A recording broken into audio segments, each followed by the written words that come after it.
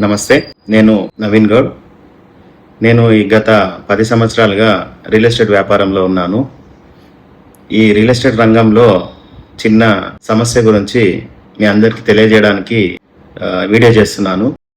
ఇందులో రియల్ ఎస్టేట్లో మంచివారు, చెడ్డవారు, మోసం చేసేవారు అందరూ ఉంటారు. దీని విషయంలో మీ అందరికీ ఒక ఇన్ఫర్మేషన్ చెప్పడానికి నేను ముందుకొచ్చాను. ఇందులో ముఖ్యమైన విషయం ఏంటంటే రియల్ ఎస్టేట్లో ప్రతి ఒక్కరు నమ్మకం మీద నడుస్తుంది.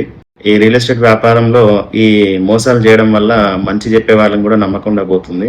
ఇప్పుడున్న సిచ్యువేషన్ లో రియల్ ఎస్టేట్ రంగం కొంచెం స్తబ్దతతో ఉందని అందరూ అంటున్న విషయమే. కాకపోతే ఇప్పుడున్న సిచ్యువేషన్ బట్టే మీరు అందరూ కూడా ఇన్వెస్ట్ చేయడం మంచిది. ఇప్పుడు రేట్లు చాలా రీజనబుల్ గా ఉన్నాయి. ఈ టైమే మంచిది మీకు. మళ్ళా తర్వాత 5 సంవత్సరాలు 10 సంవత్సరాల్లో ఈ రేట్లు ఉండవని అన్ని డబుల్ అయిపోతాయి. హైదరాబాద్ సిటీలో ముఖ్యంగా ఈ హైదరాబాద్ సిటీలో రింగ్ రోడ్కి లోపలైనా బయటైనా ఎక్కడున్నా సరే మీరు ఎక్కడైనా జాగ్రత్త చూసి తీసుకోవాలని కోరుతున్నాను. ఈ రంగంలోనే ఒక చిన్న సమస్య వచ్చింది. మీ అందరూ జాగ్రత్తగా ఉండడానికి నేను చెప్తున్నాను.